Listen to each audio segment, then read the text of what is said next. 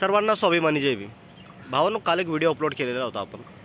त्याच्यामध्ये एक भांडकुळ म्हणत होतं की भारतीय संविधानाला कोणीच घाबरत नाही. पण जिवंतपणे बाबासाहेब म्हणलेलं संविधान आहे. अल्लावड्यांना संविधानाला कोण घाबरणं झालंय? तुम्ही त्याचा भारतीय संविधान हे आपल्याला बोलण्याचं अधिकार देतो स्वतंत्रपणे. आपण जे मोठे मोठे मोर्चे काढतो, मोठे मोठे नारे लावतो, हे सर्व भारतीय संविधानामुळेच काढू शकतो. कारण का भारतीय संविधान आपल्याला हे अधिकार देतं हे सर्व करण्याचं, बरोबर. आणि एक भांडकुळ म्हणत होतं की भारतीय संविधानाला कोणीच घाबरणार मोठ्या ॲटिट्यूडनी. आणि त्याला मी तेव्हाच म्हटलं होतं की तू फक्त एक दिवस थांब, मी तुला दाखवतो भारतीय संविधान काय आहे, बरोबर. आता तो काय म्हणतोय ते एक वेळेस ऐकून घ्या.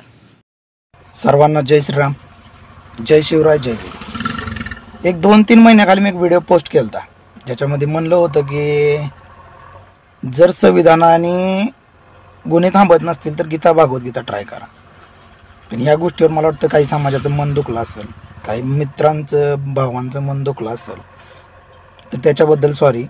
पण भावांनो, कोणाचंही मन दुखवण्यासाठी, कुठल्या धर्माचा कुठल्या जातीचा अपमान करण्यासाठी किंवा भारताच्या कायद्याचा किंवा भारताच्या संविधानाचा अपमान करण्याचा माझा उद्देश नाही.